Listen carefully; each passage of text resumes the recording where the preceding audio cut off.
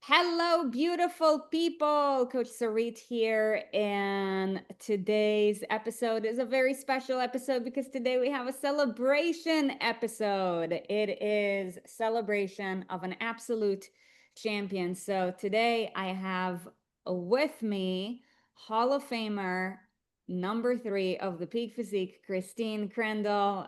Christine is an absolute champion. And in a moment, you're going to hear a little bit of her story, her wisdom. And truly, through that, my encouragement to you is as you listen to her story, just relate and see what is possible for you. So, that being said, Christine, what's up? Hi, how are you? Awesome. How are you? Good. You look really tan as we're recording this. Yes. So, where did you just come from? We went to Puerto Rico last week, so Awesome. lots of sun. Yeah. Yeah. Yeah. And it's funny. I remember right after you came back from Puerto Rico, you sent Erin the text about a win that you shared with her that you didn't share with me. And she was sitting right here next to me. And she's like, "Did Christine tell you this, by the way?" And I said, "No, Ruth." So just before we even talk about your journey, what was the recent breakthrough that you had when you were in Puerto Rico? So one of the things I've always wanted to do was go horseback riding, Hmm. and my daughter loves animals of all kind, and she wanted to go horseback riding. So we set it up, and I was nervous before we went because every other time I tried to go horseback riding, I never made the weight requirement. I was always over and couldn't go. And in Puerto Rico, I was able to go horseback riding for the first time. How did that feel? Felt great. I was Yeah. still a little nervous because they did change the weight requirement from what I saw on the website. Yeah. And I wasn't sure. I was like borderline where their weight requirement was, but when I got there, well, it worked out. Woohoo! Yeah. Amazing. So, a little bit of context for anyone who's going to be listening to our conversation. So, you just completed the Peak Physique 180 program and you made it to the Hall of Fame. So, for those of you guys who don't know what that means, the Peak Physique program, it's an extreme discipline and character building program because we believe that when you want your body to look and perform a certain way, you got to build the character traits and the habits of the person who lives inside that body. So it's a 183-day program. And to be a Hall of Famer, you basically go through all 4 phases while you're in the container coaching with us without any stops. So basically what that means, it means that you have achieved extreme like follow through with really high standards and just execution. And the point of this conversation is to really take the stories of like-minded people, real people who are just like you, and through their own successes to show you what is possible for you. Christine, I know that when you stepped into the Peak Physique this year, it wasn't actually your first time stepping into it, right? No, it wasn't. Okay, so prior to this year, when you did it before, how far were you able to go? I think base. I think I got to like base week one. Okay, base week 1, so that's basically like day 15 to day Yeah. 21. Yeah. Okay. And now you have gone through all 183 days.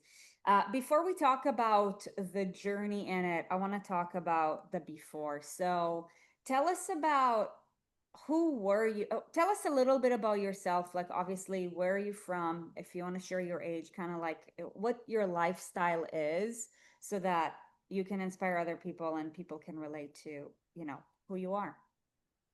So I live in Western New York, just south of Buffalo, New York. I'm in my mid 40s. I have 2 kids who are 7 and 10, who are extremely busy, as I'm sure most kids are, with all their activities. So as you can tell, I'm in my car now because that's where I spend most of my life being a taxi driver for them. I work a full time job at a children's hospital, and I also am starting a real estate business. So pretty busy, Yeah. to say the least. just, I feel like I'm always on the go. I have been always on the go. I'm a very competitive person and I don't like downtime. So I keep myself busy purposely. Um, yeah, I mean, that's pretty much my life. Yeah, you're competitive. I mean, that's why you took on the peak. So Yeah. who you are today is not the person that you were a few months or even a few years ago. Um, so tell us a little bit about who Christine was prior to you taking yourself on, where you were at a point in your life where you basically realized that the busyness of life got the best of you, and all of a sudden one day you woke up and you're like, wait, like my body is not my body and my life is not the life that I want to live in. Like, where were you at that point, and what was like your aha moment? Um, so for me, I grew up playing sports. So I was always overweight, but I was still athletic. So I had like an athletic build, but still being overweight. Um, and then I lost a whole bunch of weight during college, but I still wasn't happy and ended up putting it back on. And then became a mom. And then really what caused me to gain the most weight was during COVID, because I work in healthcare. And so I still had to go to work. I wasn't one of those people who, everything shut down and could work from home. So the stress from actually having to go to a hospital during COVID, especially in the early stages of it and not knowing what it was and how bad it was going to be, the stress caused me to be able to go to work and then come home and I would just sit at home, like almost paralyzed with fear of what the next day would bring. Mm, Um, and I ended up gaining probably another 40 pounds during COVID. wow. Um, yeah. So that's where like probably like then in January of 2022, I didn't have like an aha moment, but I knew that I couldn't live in that body anymore. And I happened to be on Facebook and saw one of Erin's ads, and you guys were doing the TKC, a 5-day TKC challenge. Yeah, And I clicked on it and I'm like, well, what do I have to lose at this point? yeah. And joined that. So there was no like aha moment that made me um start my journey. It was more of I just knew that I couldn't live like that and happened to see an ad as I was scrolling through Facebook. So it was more of like a logical decision than Mm-hmm.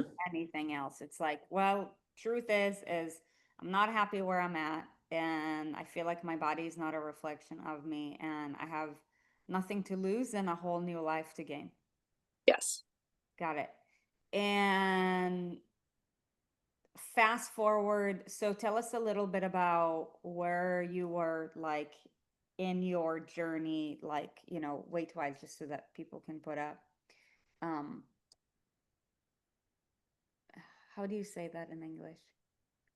You don't say a numbers to the picture, but you get what I'm saying. Like, Yeah.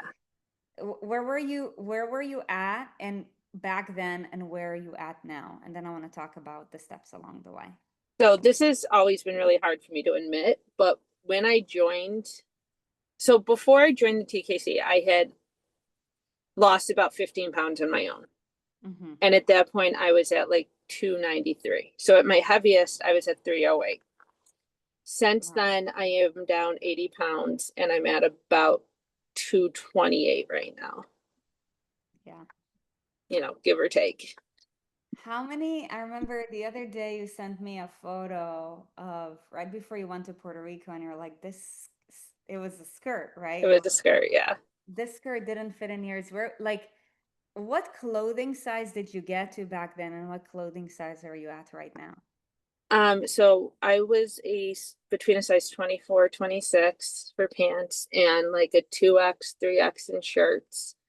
And now I'm in a size 14, 16 for pants Mm, and like extra large shirts. mm, so good. So good. I love it. So let me ask you this question.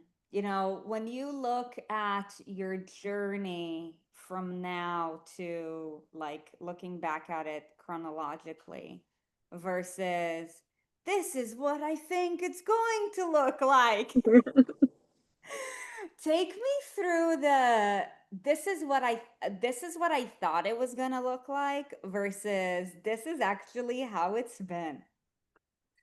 When I started, I was extremely excited and I'm like, okay, I got this. Like, I'm gonna lose the weight that I want to lose in like a year. It's gonna be easy. It's gonna be all about focusing on nutrition and working out, and that's it. Like, which is all stuff for my personality. That's great. Like, I can make a plan to work out. I can make a plan or follow a plan to, eat. Um, so I just thought it was going to be all about what I was putting into my body and working out a lot more than I was. Um, and then it would be quick. It would be like a year, maybe a year and a half, and I would lose all the weight I wanted to. Um, and that's not how it's been at all. There's been a lot more um, emotion around it, a lot more um, learning about myself, learning why I do the things I do, Mm-hmm. um, why I like that plan and having a consistent like routine and knowing every step along the way, which can't always happen.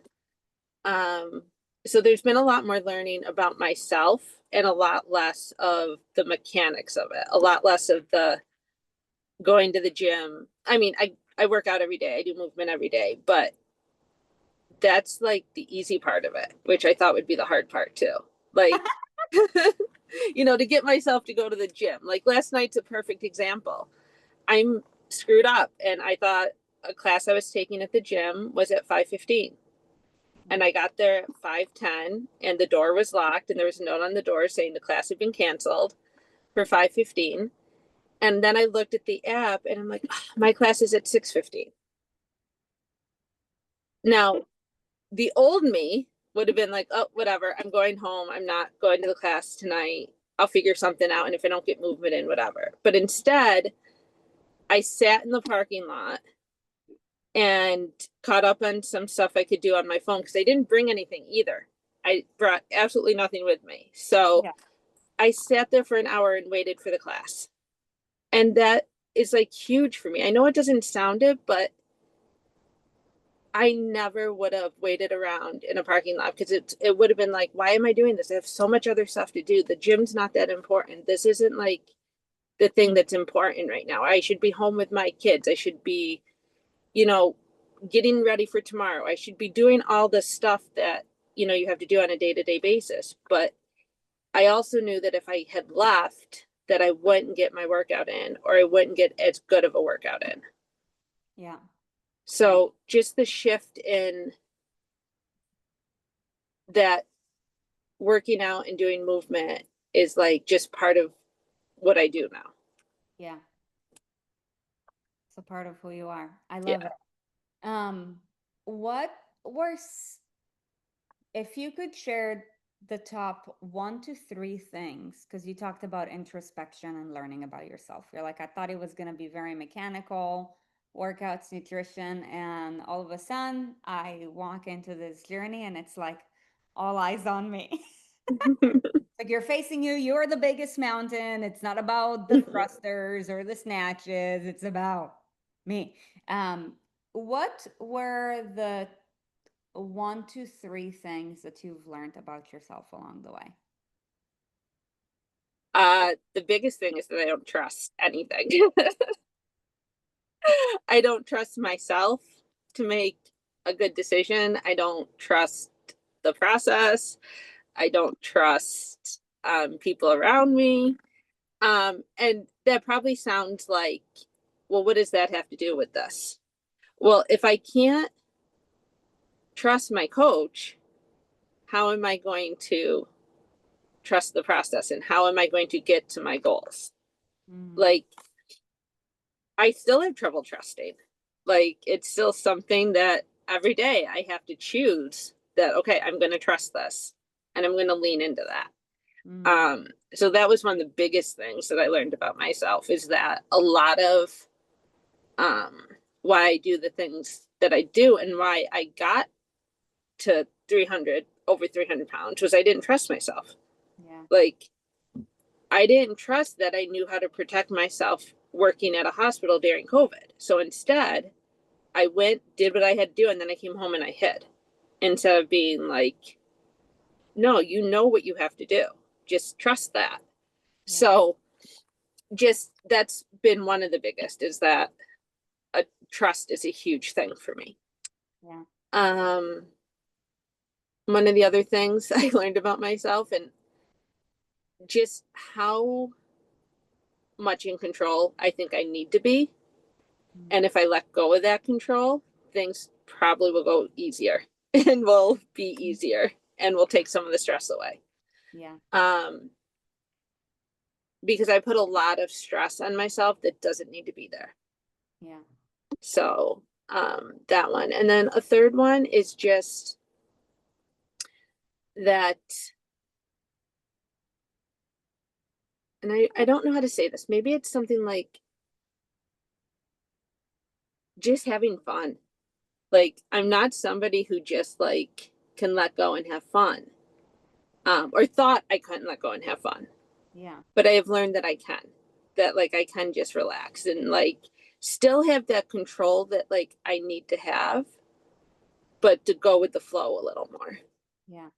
Yeah. Or not be as rigid. Yeah, Yeah. that's a good way to put it.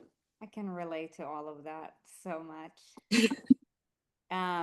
For anyone who is watching or listening to this, if you're on YouTube, go ahead and drop relate in the comments if you can relate to this, so that Christine can see you. Um, okay, so I know you have a tendency to be really hard on yourself. Christine is the type of person, you really remind me of myself.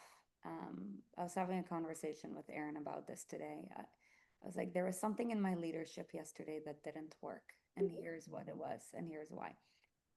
We have these conversations all the time, but I know that you're not one to celebrate yourself. You're like, okay, I'm gonna smash my target, and then, all right, coach, like, what's next? Yep. So, we're gonna take a moment to celebrate you because you have accomplished something big. 40% of the people who start the 6 week peak physique don't even make it to elite, and a fraction of the people who start elite actually choose to go through the entire climb, because the higher you go, the more you're exposed to strengths, weaknesses, and truly by the end of the day, it turns to be a game of what are you made of and how bad do you want this. And one of the things that I really respect about you, and I told you that I love working with you because of that character trait that you have, is you're just relentless. You know what I mean? It's like it doesn't matter how long it's gonna take. It doesn't matter how many times I'll fall. Christine has this incredible character trait of when she falls down, she gets back up. And she never ever ever freaking quits. And that's why you've accomplished what you've accomplished and why you'll continue to accomplish what you will accomplish. Because I know you're just getting warmed up, but I'd love to know if you were to take a moment to celebrate yourself and really acknowledge yourself for what is like one thing that you're really proud of yourself for. Looking back, what would that thing be?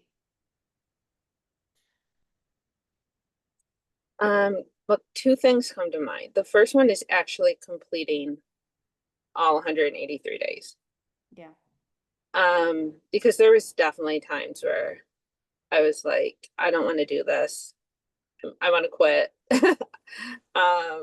I'm just, the self-sabotage comes in. I'm not going to do this. I'm just going to not do that target and start the peak over. Um, those We've seen thoughts. that. What? I said we've seen that. Like it's a common thing that happens.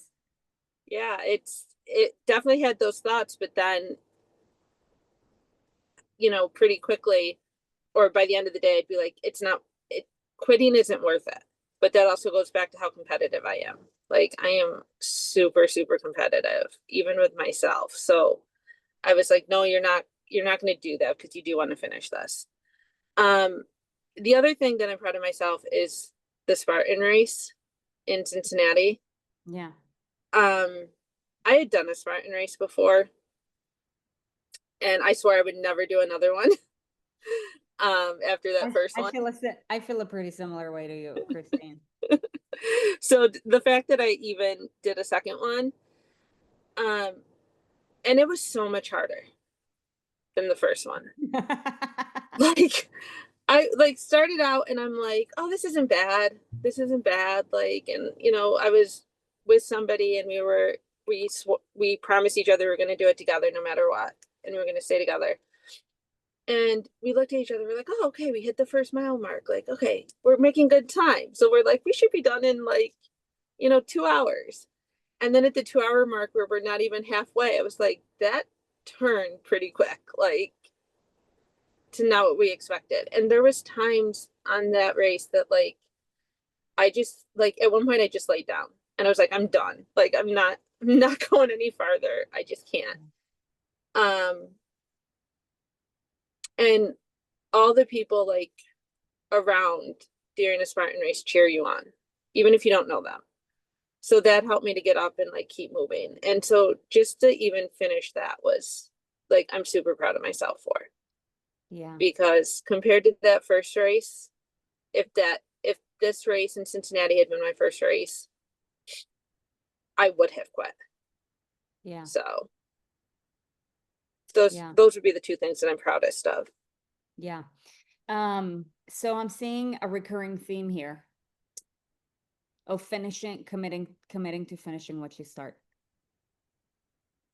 What would you say were some of like what would you say were the top 1 to 2 most painful experiences as you were climbing up the peak or the entire peak physique in general?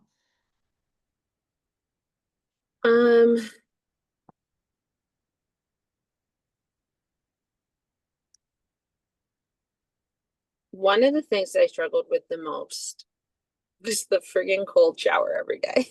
Mm. I am always cold to begin with. And you live in Buffalo. And I live in Buffalo. And even in the summer when it's, 80 degrees, I'm still cold in my house. Yeah. So the thought every single morning when I would turn that shower on, that was most of the time when I thought it's not worth it and I'm just going to quit. Like this 5 minutes is not worth it. Yeah. And then every day I did it. Every day I was just like, I would somehow convince myself to get into that shower. What would be the story that you would tell yourself? I'm curious. I wonder if we have a similar story. Sometimes it was just, you don't have time to sit here and debate. You need to get to work and you're running late. So just, you got to do it. Like there is no debate. Yeah. And other times it was, you've done it for this many days. Yeah. You can do it and you're not going to die. So just do it. Yeah. And on the days where it was super hard, where I just really didn't want to, it would be this, I would tell myself that, once you do it, you're going to be super proud of yourself. Yeah. And have that feeling of like, I accomplished something and my day's just beginning. Yeah. I love it. The feeling of accomplishment. Mm-hmm. So 3 years ago, you were 80 pounds heavier. Now you dropped 80 pounds. What is your vision for Christine 3 years from now? My vision is I want to drop another like 60 pounds. Yeah. That's my ultimate weight loss goal. To be a full-time real estate agent and not working in healthcare anymore. Yeah. And to be enjoying life with more time with my kids. Yeah. Those are the top 3 things. So good. So good. I want to go somewhere and talk about just healthcare in general. As you know, you being in the healthcare industry, I'm curious. Obviously, the reason why we do what we do is because um, the way that I see it is what healthcare now is not what it used to be and how it started in the first place back, like in ancient China and things like that. What are you currently seeing in the healthcare industry that is alarming for what could possibly happen to humanity unless something changes? Um, this is probably going to be a little surprising, but I do work with children. I work at a kids hospital. Yeah, So what I see is a little different, yeah, because I'm not with the, in the adult population. yeah, But what's really alarming to me is the amount of kids who are developing cancer and who are coming in with cancer. Um, I used to work in the oncology unit, and I probably haven't done that in like 10 years. But the kind of cancers I would see were the typical, like acute leukemias and the cancers that could be cured. And now we're seeing a lot more, because I still work at the same hospital, so I know the kids who come in and their diagnosis. I just don't work on that unit. Um, More aggressive cancers, more, um, we don't see a lot of the general like acute leukemias and the basic ones. And a lot of that is probably contributed to the lifestyle that we have created. And the damage that is just being done to our bodies with what we're eating and all the crap that kids eat today. yeah, And I am at fault for that too as a mom. Like, I have a very picky eater at home, so sometimes it's like I got to get in her what I can. And if that is dino nuggets some nights, yeah, but I know they're not the best for her. yeah, um and just the overall like lack of kids playing outside and being more on electronics and that kind of stuff. Like it's probably all contributing and we just don't even realize it. But that would be the biggest thing that is um that my colleagues and I talk about, is just the amount of kids who are developing cancer and the types of cancer they are. yeah. So I want to talk. So what most people don't know is that the peak physique, it's an extreme discipline and it's basically a self-leadership program. We believe that to the degree that you can lead yourself, you can lead everything else around you. And that's why leading yourself to create discipline is really the biggest gift that we can give to ourselves. And I'm curious to know, as a parent, obviously Erin and I were not parents yet. Um, how much are parents' lifestyles, would you say, from where you have been, where you are now, and where you're going? How much of parents' lifestyles would you say are at fault for really sickness developing and growing in kids these days? Oh, I would say it's a majority, Yeah, like 100, like I wouldn't say 100%, but like 80 to 90%, yeah. because they do what you do. They watch everything you do. They model your actions. Mm-hmm. Yeah, so true. And Amazing. it's noticeable on the other way too. Like, my daughter is a very picky eater, but she Yeah, is starting, like, she'll see me and what I'm eating, and she'll be like, "Can I try it?" And it yeah, might just be like a tiny little bite, and she'll be like, "Oh, I don't like that," but at least she's trying. yeah, Or she'll make comments of, "Mom, you always eat so many vegetables. I don't like vegetables. I don't want to be an adult because I don't want to eat vegetables." Like that's in her mind what she sees is yeah. vegetables are for adults, not For kids. adults. You know, um, but she's at least seeing that. And, you know, maybe someday I'll get her to try one. Yeah. Okay. If there is a parent who's listening to this right now, what would you say could be one thing that they can do for themselves in order for them to enhance the livelihood of their family? To take care of yourself, to realize that one of the biggest things was when I became a mom, everything was about my kids. And that was another reason that like I gained weight at that point. Because if I took that hour to go work out, then I was taking that time away from them. Um, and I felt selfish. So the biggest thing I would tell parents is like, if you're not taking care of yourself, you can't take care of them. So you need that time. You need like, whether it's to go work out, whether it's to just sit down and breathe and take 15 minutes to yourself, whatever you need to do to take care of yourself, because the better you feel, the better you're going to be able to provide for your kids.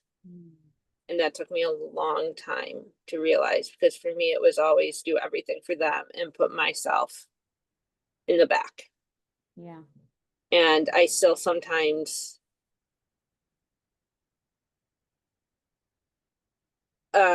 have that thought. Yeah. But I also, you know, have some people in my environment who will say stuff like, "Ah, you're really going to go work out right now? Like, your kids want you." Well, I get that, but they need to realize too that I need to do this so that I can be there for them later. That's so good. Wisdom right there. Knowing what you know about the climb and the peak physique, who would you say it's for and who would you say it's not for? It's definitely for somebody who is willing to be committed and who is willing to test themselves, because it is going to test you.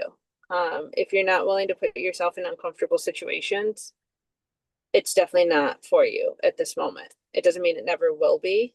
I mean, I thought it was for me a year ago, like January of 24, and it definitely was not.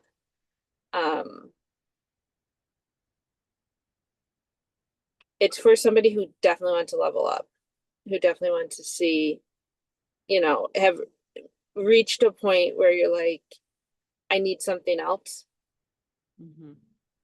that is more disciplined and more um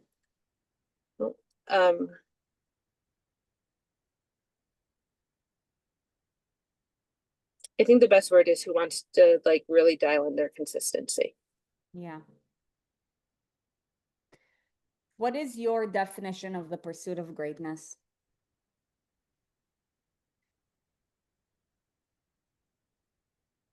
It's living the life you want to live. Mm. And you're an embodiment of that. Thank you. And I acknowledge you for how you've shown up, for completing the climb, becoming a Hall of Famer, and for continuing to grow and invest in yourself and not just say, okay, like I got this like cool accolade and now it's time to rest on my laurels. So you're absolutely relentless. And I know that this is just one part of your journey. And I'm excited to see what you'll create over the next 3 years and beyond. I am too. Yeah. So proud of you. Any last words of wisdom?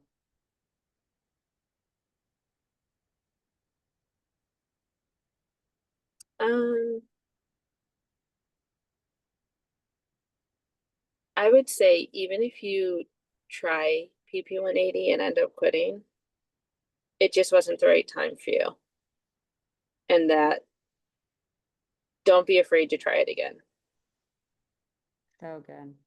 Because I know when the chance to try it again came up, I was terrified. I was like, you already tried this and you failed horribly at it. Like, what makes you think you can do this again or try it again? Just know that like everything is just about timing. And the Oh, timing just wasn't right before, and it was right this time. Like yeah, the mindset I was in was ready to take on this challenge. yeah. So good. Thank you for your time. Thank you for your relentless spirit and attitude, and keep on chasing those ones. Thank you. Love you. Love you too.